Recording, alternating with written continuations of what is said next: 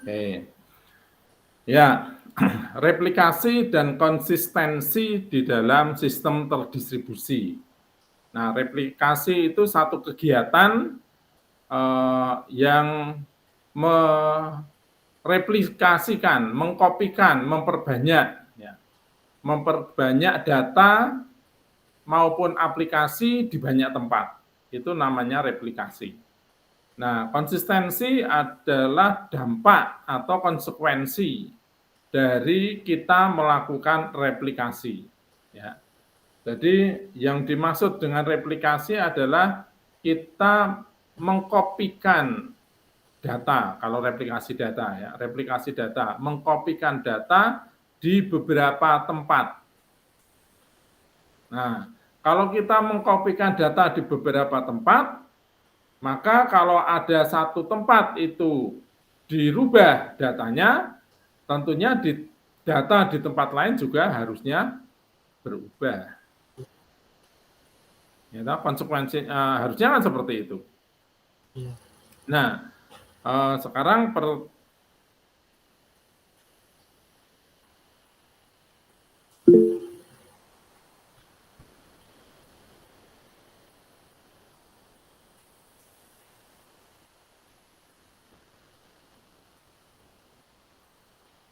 bagaimana kita bisa menjaga kekonsistenan dari data yang kita simpan di banyak tempat tersebut.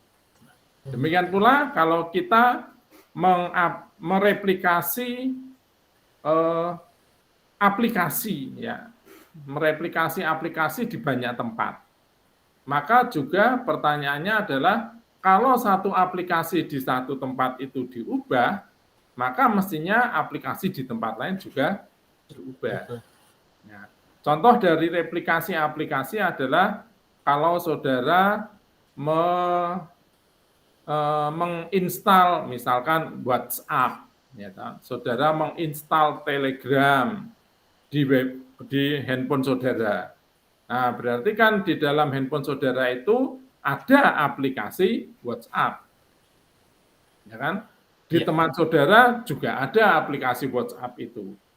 Nah, pertanyaan berikutnya adalah, apakah aplikasi di tempat saudara dengan temanmu itu sama? Mungkin saja tidak, ya, karena teman kamu sudah mengupdate, sedangkan kamu belum mengupdate. Ya, nah, itu namanya kalau tidak sama berarti tidak konsisten. Nah, bagaimana menjaga kekonsistenan itu? Nah, kalau di dalam aplikasi yang saudara lihat kan pasti ada pembaruan gitu ya. Nah, di mana update itu harusnya saudara lakukan. Ya, tetapi untuk sistem operasi Windows malah banyak yang tidak berani melakukan update. Karena apa? Karena sistemnya adalah bajakan, ya toh, krek-krekan. Kalau nanti saudara update malah ketahuan kalau itu krek-krekan, terus malah dipateni. Nah, itu konsekuensi lagi, itu konsekuensi dari ya ngapain kamu pakai software yang krek-krekan. Nah, demikian pula data tadi ya. Nah, itu replikasi. Nah, lalu pertanyaan berikutnya adalah mengapa kita melakukan replikasi? Nah, ini adalah alasan-alasan yang penting mengapa replikasi itu dilakukan. Yang pertama adalah meningkatkan kinerja. Kok bisa meningkatkan kinerja? Oh iya, karena datanya disimpan di banyak tempat, ya, maka kita bisa mengakses data itu juga dari banyak tempat. Kalau satu tempat itu datanya crowded, ya, misalkan penuh, ya kita bisa cari tempat yang lain. Ya. Nah, dengan demikian, maka kinerja dalam hal ini adalah kecepatan dari kita mengakses data bisa menjadi lebih cepat karena data tersedia di banyak tempat. Ya. Yang kedua, meningkatkan ketersediaan. Nah, ini contohnya adalah kalau kita punya ATM, ya kan? Tentu akan lebih menyenangkan kita mempunyai bank, ya, yang mempunyai banyak ATM di banyak tempat. Karena apa? Karena kita menjadi lebih mudah untuk melakukan transaksi melalui ATM. Bayangkan kalau ATM-nya, kalau bank itu ATM-nya sedikit, kayak Bank Jateng gitu ya misalnya. Waduh, neng serondol, ono nak serondol, ono serondol neng di, neng gone tempat apa itu perpanjangan SIM. Oh iya, wah wes jam 3 ditutup. Oh ada lagi di mana? Ada. Wah Melayu neng ada, kan gitu. Nah, tetapi kalau ATM-nya itu ada ting telecek ya, seperti BNI, BCA, nah kan itu lebih mudah kita mendapatkan. Nah itu adalah meningkatkan ketersediaan. Ya. Yang ketiga, meningkatkan skalabilitas sistem. Nah, apa yang dimaksud dengan skalabilitas itu? Datanya atau sistemnya menjadi lebih luas. Karena ada di banyak tempat. Contoh dalam hal ini adalah Google. Google itu di awalnya ya hanya di satu tempat. Google itu hanya di satu tempat, hanya di satu negara. Servernya ya hanya satu itu. Nah, tetapi seiring perjalanan, maka Google lalu menanam server di banyak negara. Nah, berarti sekarang kan sistemnya menjadi gede banget toh. Kita tidak lagi bicara Google Talk, tapi kita akan bicara kaitannya dengan di mana server Google itu ditanam dan yang akan kita akses. Ya toh? Ada Google Singapura, ada Google Australia, ada Google Hong Kong, ada Google Cina dulu ya. Sekarang Google Cina tutup. Ya. Nah, jadi sekarang sistem Google ini bisa diakses di seluruh dunia. Itu manfaat dari replikasi yang ketiga, yaitu meningkatkan skalabilitas sistem. Yang keempat adalah mengamankan terhadap serangan jahat. Karena data kita, misalkan saya bicara replikasi data, karena data kita simpan di banyak tempat, ya kan? Maka kalau ada yang menyerang atau merusak data kita di satu tempat, ya tidak masalah. Karena kita masih mempunyai data yang lain di tempat yang berbeda. Kan gitu. Jadi kita tidak takut data kita diserang. Karena kita masih mempunyai data yang sama di tempat yang berbeda. Nah, itu tujuan atau mungkin keuntungan dari replikasi. Ya. Nah, ya ini gambarannya tadi ya. Replikasi ini juga bisa dilakukan atau ditujukan untuk membuat perbaikan kerja. Jadi seperti mungkin tadi saya katakan Google tadi. Google itu mempunyai, kalau dalam gambar ini ya, ada di main server. Dia mempunyai server itu yang terbesar ya, atau mungkin pangkalan datanya di server utama. Tapi kemudian dia meletakkan server di banyak tempat. Ada di Australia, ada di daerah Singapura, mungkin ada di Hong Kong, seperti itu. Nah, tujuannya untuk apa? Supaya orang-orang ini tidak usah mengakses di main servernya, tapi cukup mengakses di server-server cabang, server-server area. Nah, Indonesia sudah ditanami oleh Google belum ya? Sepertinya belum. Sepertinya Google Indonesia itu masih menginduk ke Singapura. Ya. Nah, kita kalau pengen mengakses Google, nggak perlu lagi ke main server yang ada di Amerika, tapi cukup ke Google-nya Singapura. Nah, berarti yang mengakses Google Singapura ya adalah orang-orang yang ada di sekitar Singapura itu. Indonesia sepertinya ada ya, sepertinya ada. Ya, karena Google kemudian mengembangkan satu aplikasi yang mendeteksi area sehingga dia kemudian akan mengarahkan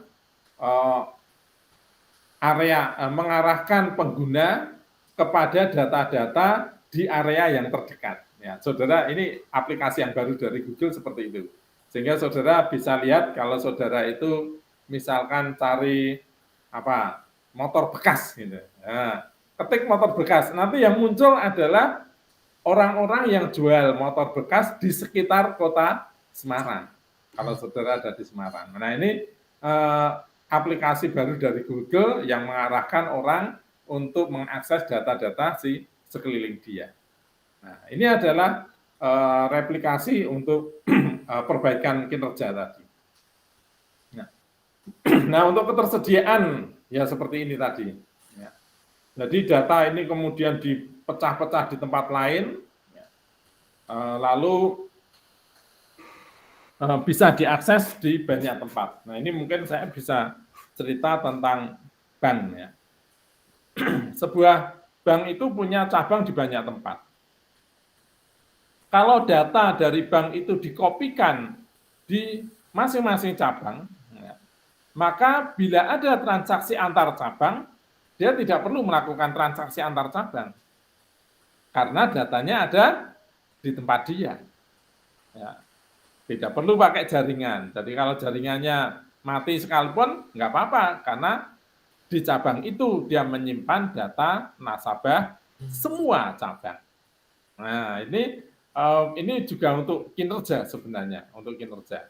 Tapi kalau memang data ini atau jaringan itu normal, wah, berarti orang bisa melakukan transaksi antar cabang. Ya, tidak harus lari ke cabang asalnya. Ya, jadi ini untuk meningkatkan ketersediaan availability. Ya, kemudian tadi untuk skalabilitas ya hampir sama dengan kinerja. Lalu pengamanan, nah ini tadi ya toh. Jadi mana data yang diserang? Nah, kan masih punya tempat yang lain. Jadi misalkan di dalam gambar ini ya, di dalam gambar ini ada data 1, 2 ya, yang mempunyai data yang di request dan 5, 4, 3, 7 ya. Ini data yang nanti akan merequest. Nah, sekarang data dan yang merah ya, ini adalah data-data yang servernya diserang ya. Kalau ini menggunakan sistem peer to peer ya, maka 1 terhubung dengan 5, 5 terhubung dengan 6 terhubung dengan 3 dan seterusnya. Nah, sekarang kalau saya ini 5 ya. 5 ini ingin mengakses data yang ketiga, bisa enggak? Nggak bisa ya, mungkin karena 6. Nah, dia bisa minta bantuan yang lain. Nah, yang 1 ini ternyata bisa di-request. Maka dia minta bantuan nomor 1 untuk mengakses ke 3. Ya, toh? Jadi masih punya jalan itu. 7 mau ke 4 nggak bisa. Dia mengakses ke server utamanya. Nah, jadi data ini ya biar aja rusak. Nah, ini salah satu dari kelebihan sistem terdistribusi adalah ya di sini nih, yaitu transparansi kerusakan. Yang disebut atau yang dimaksud dengan transparansi kerusakan itu ya kalau ada server yang rusak ya rusak aja, yang lainnya tidak akan terpengaruh. Ya. Karena masih ada banyak jalan untuk mengakses data yang lain, karena data yang dibutuhkan itu tidak hanya ada di satu tempat. Nah, ini adalah contoh replikasi. Nah, contoh replikasi itu kalau saudara juga sudah mengalami, misalkan saudara mencari mencari sebuah dokumen misalkan, ya mencari satu dokumen atau mencari gambar di internet. Emangnya gambar itu hanya ada di satu tempat? Enggak kan, ada di banyak tempat. Ya, toh, jadi kalau satu tempat, satu server itu mati, nah, saudara masih bisa menggunakan server yang lain. Nah, itu adalah hebatnya atau keuntungan dari replikasi. Ya, silakan kalau ada yang mau bertanya. Rifki, David, Lutfi, Ninda, ya. Kalau yang tadi yang kan ada yang kayak Google itu, yang sistem apa itu replika yang pertama tadi, replikasi. Nah itu misal kita buka Google bukan di Indonesia tapi misal kita ke Australia, berarti itu servernya masuknya kita buka Google-nya Google Australia berarti? Iya. Berarti punya Ya, lokasi terdekat gitu ya, Pak? ya. Kalau di Australia ada, maka kita ngaksesnya ke Australia. Kan cepet, ya toh? Cepat. Tapi ya dengan aplikasi yang baru itu, maka dia akan mendeteksi karena kita itu ada di Australia, maka biasanya aplikasi atau data yang dimunculkan sekarang adalah data-data seputar Australia itu. Nah, karena handphone kita kan ada di Australia. Tapi Ya, kalau betul. misalkan itu Pak, kita misalnya di luar tapi yang servernya nggak ada di negara itu, berarti tetap cari yang terdekat ya Pak? Ya, ya, ya. Dan itulah hebatnya dari Google. Ya. Hebatnya dari Google, dia mau ya mengekspan servernya ke banyak negara supaya orang itu menjadi lebih mudah. Nah, bayangkan saja kalau itu hanya ada di satu titik, berapa juta orang akses satu titik, ya kan? Dibandingkan kalau titik servernya itu banyak, berarti kan satu titik mungkin hanya diakses ribuan orang. Nah, melayani ribuan orang jelas lebih bagus daripada melayani jutaan orang. Ya. Itu hebatnya Google di situ. Ya, tentunya ya karena Google juga punya kepentingan ya, semakin banyak pengguna tentu dia akan beruntung. Nah, pertanyaannya kenapa di Cina nggak ada, Pak? Wah, di Cina itu bocah pinter-pinter, Mas. Jadi mereka pelajaran tentang bagaimana menghack itu jaringan komputer itu sudah diberikan pada waktu SMP.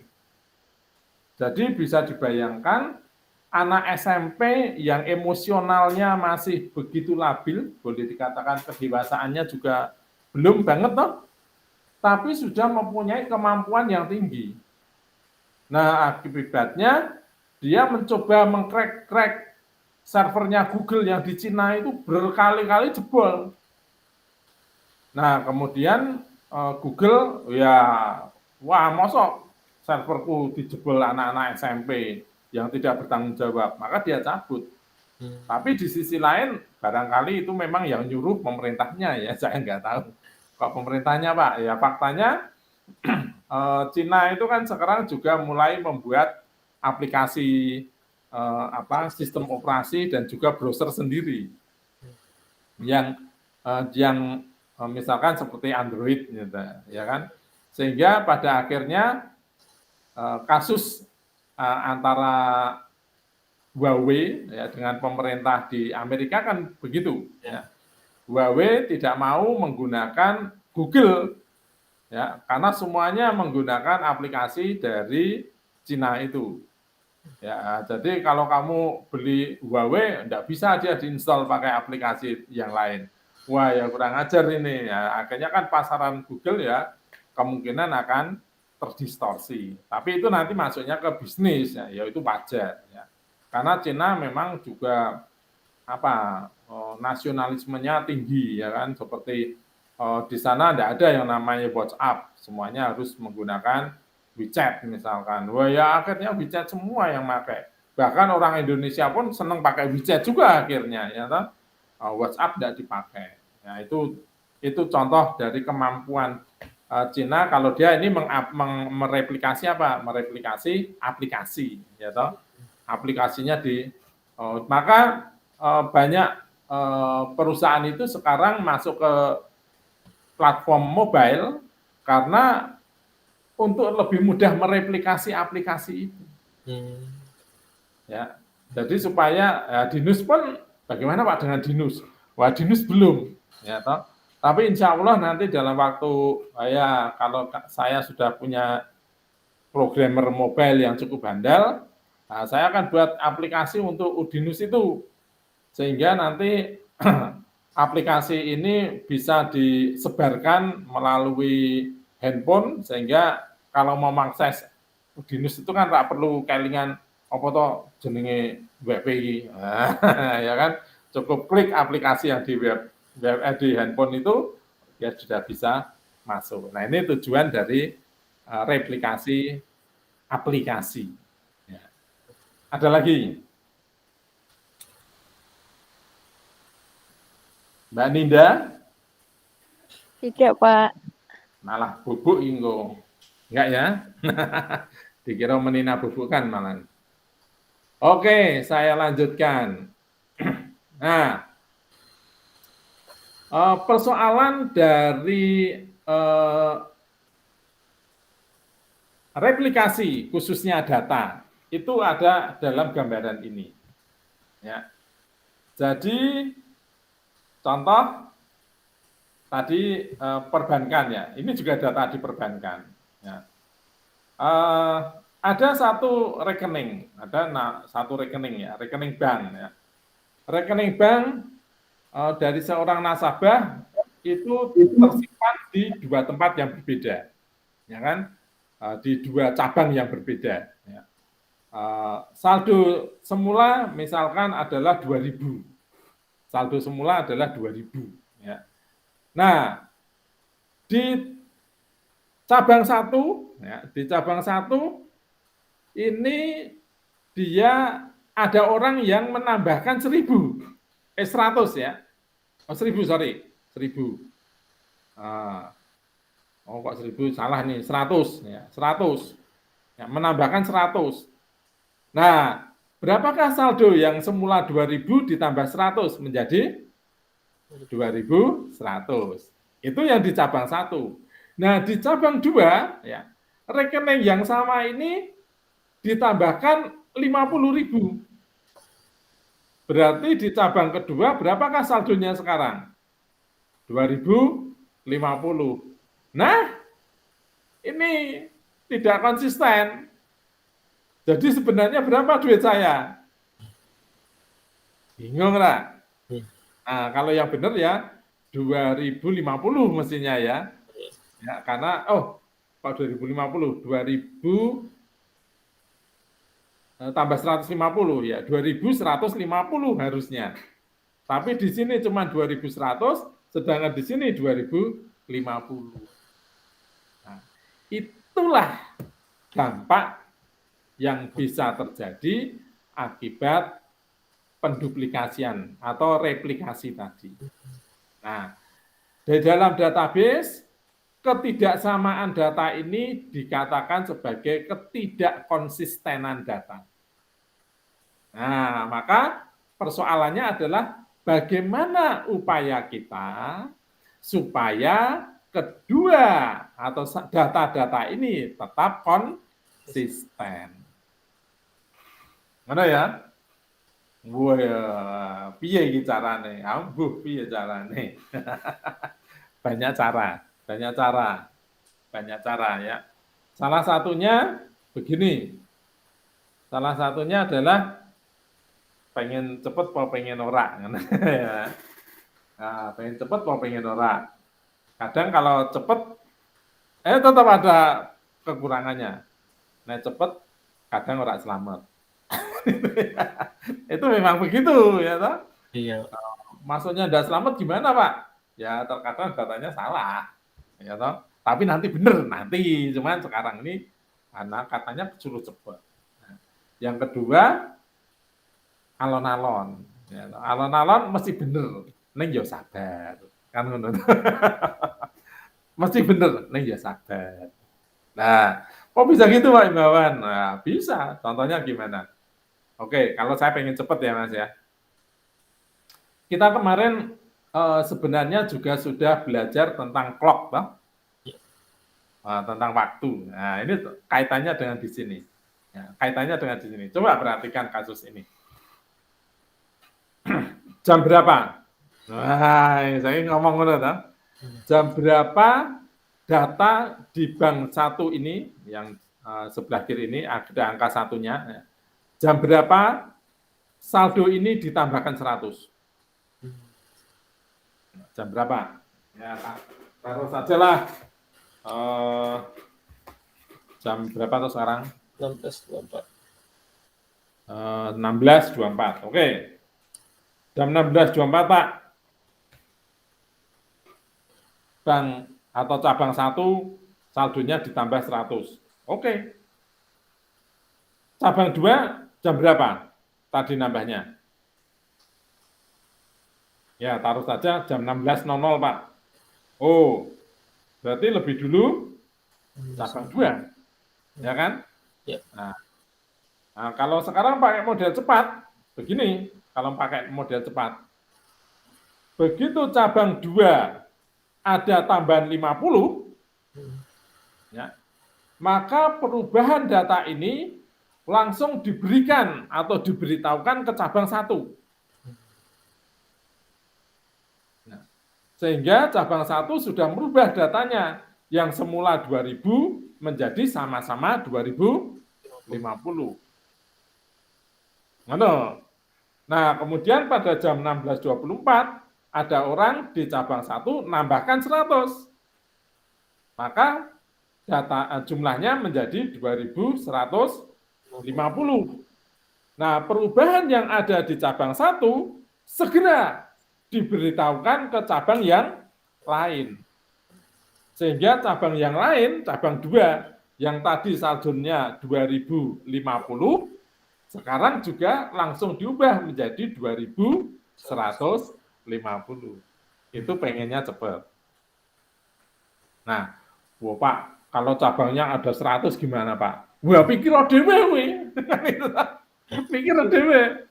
Berarti dalam satu transaksi dia harus men-share perubahan itu ke 99 cabang yang lain. Nah, nanti kalau cabang yang lain itu juga merubah data, sama. Jadi bisa saudara bayangkan betapa kreditnya nih lalu lintas datanya. Badut. Kan gitu. Nah, dalam kondisi yang seperti itu ya, Pak Imawan tadi bilang nggak selamat ya Pak. Ya iyalah, apa? Biaya komunikasi datanya pasti tinggi. Ya kan? Pasti tinggi. Nah, dan kemudian di dalam keruwetan data tersebut, pasti data ini akan dikunci lebih dulu. Nah, kalau dikunci, maka data yang lain atau cabang yang lain yang barangkali juga ingin mengakses data tersebut, nggak bisa. Tapi proses harus berjalan. Ya sudah, baca aja data yang lama. Jadi mungkin ini kan baru cabang 2 nih, Mas. Ya toh? Cabang yang ke-40 misalkan, ya kan? Wah, tak ngerti. Siapa tahu cabang yang di 40 saldonya tetap 2.000 juga. Ya enggak apa-apa. Berarti di sana ditambah 75 misalkan. Nah, saldonya 275. Waduh, yang bener kilo ini saldonya. Jadi datanya salah untuk sementara. Nah, itu nek pengen cepet ngono. Buat cepet-cepet tetap akan ada masalah, yaitu ada ketidakkonsistenan data itu tetap mungkin terjadi. Oke. Nah, kalau pengen selamat gimana, Pak? Ya alon-alon loh. Alon-alon tuh gimana, Pak? Yo ngene. Wes pokoknya datane awut-awutan ra apa-apa lah. Nah, kan gitu toh. Yang penting nanti setelah jam kantor, ya berarti jam 5 ya, nah, jam 17. Jam 17 nanti kita rekonsiliasi data. Nah, kan bisa ya? Bisa. Cabang 1, untuk rekening ini ada tambahan berapa? Ada tambahan sekian. Cabang 2 ada sekian. Cabang 3 ada sekian. Nah, akhirnya kan terus podo kabeh. Ya kan? Siang nanti, sore nanti, ya toh. Nah, terus malam atau mungkin pagi setelah kita selesai rekonsiliasi, maka data pasti akan sama lagi. Nah, itu cara yang kedua. Tapi cara yang pertama tadi pun sebenarnya juga ada subnya, ya, subnya. Subnya apa? Kalau tadi saya mengatakan, kalau ada satu perubahan di satu cabang, maka perubahan di cabang tersebut harus diberitahukan. Wah, tapi bisa juga tidak. Kalau tidak gimana? Tak balik. Kalau di satu cabang itu akan ada transaksi dari rekening tersebut, maka dia kemudian menarik data dulu. Berbeda toh? Iya. Dia narik dulu. Ini cabang yang lain nih, untuk rekening ini ada perubahan nggak? Wah, tarik dulu datanya. Nggak ada, oke, nggak ada. Berarti saldo ini bener. Tung. Nah, jadi kalau yang pertama tadi nyebar, yang satunya adalah narik. Ya, yang pertama itu disebut dengan snapshot. Snapshot. Langsung tembak. Tapi ada yang model di snap, ya, tembaknya, ada yang pull down, pull shot, nah, narik. Ada dua teknik seperti itu. Sedangkan yang kedua tadi, teknik yang kedua adalah teknik rekonsiliasi. Bertahap dalam waktu tertentu. Nah, mungkin pertanyaan selanjutnya, Pak, sekarang banyak yang dipakai cara yang mana? Yang sekarang ini dua-duanya. Dua-duanya. Kalau dulu kebanyakan adalah cara kedua, rekonsiliasi. Maka saya sebagai dosen juga pernah praktek. Ya. Saya pernah ngakali di satu bank. Ya. Jadi saya lihat dulu saldo saya berapa nih. Oh, saldo saya ada 500.000. Lalu saya ambil di cabang ini, saya ambil di satu cabang 300.000. Ya. Nah, begitu selesai dari cabang tersebut, saya langsung menuju cabang yang lain. Saya yakin di cabang itu juga masih 300.000. Lewat ATM. Karena kalau lewat buku kan ketahuan. Ya. Maka lewat ATM. Betul, begitu ATM-nya saya buka, kemudian saya ambil 300.000, masih bisa. Oh, harusnya kan nggak bisa. Karena saldo saya cuma 500.000, yang pertama sudah saya ambil 300, tinggal 200, maka di tempat lain harusnya saya ambilnya maksimal ya 200. Tapi ini bisa saya ambil 300 dan saya yakin, ternyata bisa bener. Wah, berarti toh Pak? Iya sih, siang itu. Tapi besoknya sudah ditelepon ya toh. Pak Imawan ya, diharap mengembalikan uang. Ya tentu ketahuan ya toh. Ada kelebihan penarikan 100.000. Ada dipanggil oleh bank tersebut, kemudian saya kembalikan, Pak kembalikan lagi 500 lagi, ya, gitu kan ya. Ini cuma dolanan kok saya bilang gitu. Nah itu kekurangannya di situ. Ya. Oke, ada pertanyaan? Belum sih Pak, saya. Belum ya, oke. Ya, ya ini ini teknik yang sebenarnya lebih dilakukan oleh sebuah sistem basis data ya. Istilahnya ada R itu read, ada W itu adalah write ya, read, write. Dan sebenarnya di dalam sebuah bahasa pemrograman ya, apapun itu bahasa pemrograman, maka memang hanya dua perintah ini yang dianggap terpenting. Read dan write. Ya. Tetapi di antara dua perintah read dan write ini, yang paling penting adalah write atau menulis. Ini yang paling penting. Maka di dalam sebuah basis data yang paling diperhatikan adalah perintah write. Mengapa paling diperhatikan? Karena perintah write ini akan mengubah angka atau mengubah nilai data secara permanen. Sedangkan kalau read itu kan cuma ngelihat. Ngelihat itu tidak ngerubah. Ngelihat itu nggak ngerubah. Orang kalau dilihatin ya nggak bakalan rugi. Ya. Makanya kalau ada orang yang emosional, ngapain lu lihat cewek gue? Nah, cuman cewek lu dilihat tuh apa ruginya? Nggak bisa melakukan apa. Tapi kalau di write itu, cewekmu dicoret-coret, nah itu baru kamu boleh marah. Tapi kalau cuma dilihatin aja, nggak ada ruginya itu. Ya. Nah itu kalau orang paham database nggak akan emosi itu. Wah dia tidak write, cuma read saja. Nggak apa-apa. Nah, makanya yang diperhatikan itu adalah write. Bagaimana memperhatikannya? Memperhatikannya adalah bahwa pada saat dia akan melakukan write, maka data tersebut akan diperlakukan secara eksklusif. Ya. Diperlakukan secara eksklusif artinya adalah dia akan dilindungi dulu. Nah, tetapi sebelum dilindungi, maka dia akan membaca betul ini. Nah, ini kan ada 3 proses ya, 3 proses yang mengakses data yang sama, ya, X semua. Ya, terus pertanyaannya adalah bagaimanakah perubahan ini terjadi? Ya, ini tadi yang saya katakan. Begitu ada perubahan RX0, nah, dia langsung beritahukan, atau perubahan yang ada di data ini langsung diberitahukan.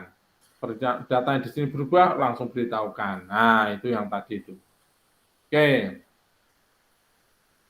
Oh, yang ini yang longgar ya. Jadi perubahan-perubahan itu hanya dicatat, tapi tidak akan mengubah data aslinya. Ya. Jadi perubahan dicatat, tapi tidak mengubah data aslinya. Itu yang kedua tadi. Kapan Pak ngerubahi? Engko nek wis bar kantor tutup. Dan ini sebenarnya sudah dilakukan, Mas. Pada waktu bank itu belum menggunakan internet, ya. Makanya ada yang namanya apa ya istilahnya nanti lali itu. Ya, mereka kumpul di BI, Bank Indonesia. Jenenge apa ya? Beda lali. Saya soalnya tidak ada itu. Jadi setelah transaksi itu seluruh pegawai dari setiap cabang bank dan cabangnya itu kumpul di Bank Indonesia lalu melakukan rekonsiliasi itu tadi. Ya, jadi perubahan-perubahan ini ditulis tapi ditulis secara lokal. Baru nanti akan disampaikan di dalam bank tersebut. Ya, di dalam clearing ya, dalam clearing, saat clearing itu. Ya. Oke. Nah, kalau yang tadi itu, yang cara kedua tadi alon-alon, nah ini istilahnya adalah konsistensi yang longgar. Salah rapopo, kok lah ya bener. Nah, itu longgar. Nah, sedangkan yang tadi, yang pertama snapshot itu baik pull maupun tarik maupun dorong push ya, pull maupun push, ya, itu adalah konsistensi yang dijaga secara strict, secara ketat. Nah, jadi lebih sulit itu. Nah, Pak, kalau KRS ini mau KRS nih Pak. Nah, kalau KRS itu longgar atau enggak? Longgar Mas katanya. Longgar. Ya. Makanya banyak mahasiswa begitu untuk kelompok, ya toh, lalu disubmit, gagal. Berarti data yang dibaca salah. Ya, baca yang dibaca salah. Ya, karena memang itu tadi, jadi tidak langsung. Sebenarnya semi strict, tetapi tidak strict banget. Ya, karena kenapa tidak strict banget? Wah, kalau strict banget nanti pakai penguncian data. Jadi penguncian tabel. Wah, kalau pakai penguncian tabel itu mahasiswa benar-benar sedang bekerja atau malah ditinggal nguyuh nanti. Ya, kalau data ini sedang dikunci oleh mahasiswa, ya bukan mahasiswa nggak merasa ngunci, tapi begitu dia mengklik data itu, lalu data diprotek, ternyata dia tidak merubah. Wah, aku pengen nang BC dhisik kok. Wah, ya sudah data itu kekunci, Mas. Begitu data kekunci, maka orang lain tidak bisa mengakses. Waduh, ada 700 mahasiswa pengen mengakses, dihalangi oleh satu orang itu. Nah, maka itu jelas tidak bijak menurut saya. Nah, bagaimana yang harus dilakukan? Ya sudah, semi saja. Ya, semi itu kita tidak longgar banget, tapi juga tidak terlalu ketat. Jadi silakan aja lah kamu tatik, selesai. Nah, waktu tatik itu kan mesti ada tempat gitu. Oh ini udah terisi, oh, cari kelas lain. Oh ini masih kosong, oke. Oh masih satu ini, oh, coba belum, ya toh. Selesai, submit. Wing, ternyata yang satu tadi terlempar. Udah penuh, kalah cepat ternyata, ya toh. Jadi pada waktu itu saudara melihat data yang sebenarnya sudah berubah. Nah, itu semakin konsistensi tepat, maka akan semakin sulit implementasinya. Dan lihat ini, tidak efisien, ya kan? Nah, tidak efisien. Nah, kenapa tidak efisien? Ya itu tadi Mas, saya sudah cerita tadi itu. bagaimana lalu lintas data itu menjadi begitu semerawut. Ya toh? Nah, semakin longgar, ya lebih mudah implementasinya, lebih efisien. Tapi ya kemungkinan salah juga ada, ya toh? Ya, tetap salah juga ada. Nah, kenapa? Mana yang salah? Yaitu pada waktu belum melakukan rekonsiliasi, datanya pasti adalah data dummy. Ya, oke. Mungkin ada pertanyaan, silahkan sampai sini. Belum sih, Pak. Oke, kalau belum, nah jadi tadi ya kita membaca read dan write saja sebenarnya. Wah ini program zaman dulu ya. Jadi waktu saya dulu masih muda buat program itu membuat read, membuat write ini manual. Kapan kita ngunci, kapan kita melepas itu dibuat dalam program.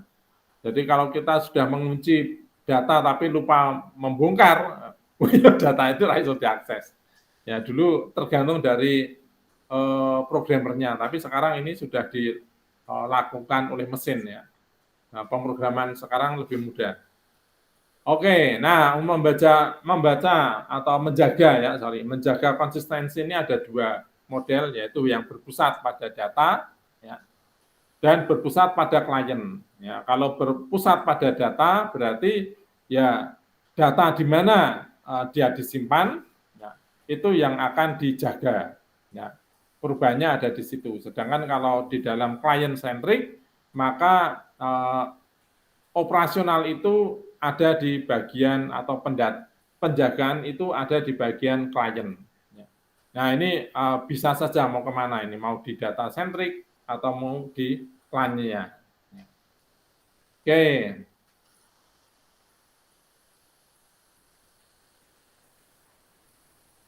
Nah, saudara-saudara, yang penting di dalam melakukan konsistensi itu seperti yang di awal tadi saya katakan adalah melakukan pengurutan transaksi itu. Nah, kaitannya dengan kuliah kemarin, sinkronisasi. Pengurutan apa? Pengurutan waktu terjadinya transaksi. Nah, waktu terjadinya transaksi itu mestinya kalau di dalam satu server ada yang sudah mencatat, yaitu clock dari komputer itu. Wah, tapi kemarin clock-nya beda-beda. Nah, ya kalau clock-nya beda-beda, maka pakai clock yang ketiga, ya, yaitu misalkan jam umum. Karena jam umum itu kita sudah tahu, ini ada transaksi dari mana, jam sekian, berarti masih sama angkanya, kita akan tahu urutannya. Nah, begitu kita tahu urutannya, maka perubahan ini akan dilakukan sesuai urutan. Nah, nanti datanya akan konsisten. Ya. Oke, sampai di sini. Ya, sampai di sini dulu aja. Biar tidak terlalu pusing ya. Kita besok akan bertemu lagi. Oh, besok pertemuan ke-8 ya. Ada meet dulu. Ya, silakan saudara besok bermeet ria dulu ya. Apa soalnya saya juga belum membuat. Tapi saya minta tugas-tugasnya segera dikumpulkan bersamaan dengan meet. Lalu setelah meet kita akan lanjutkan tentang replikasi dan konsistensi. Gitu ya. Terima kasih, mahasiswaku. Tanya Pak, untuk materinya itu sampai dari yang awal itu sampai ya sampai dengan sore ini. Oh, sampai itu. Ya. Sampai sore ini. Ya. Ada lagi? Tidak ada? Ya, kalau tidak ada, saya akhiri pertemuan hari ini. Kita bertemu lagi 2 hari lagi. Ya. Selamat sore. Terima kasih atas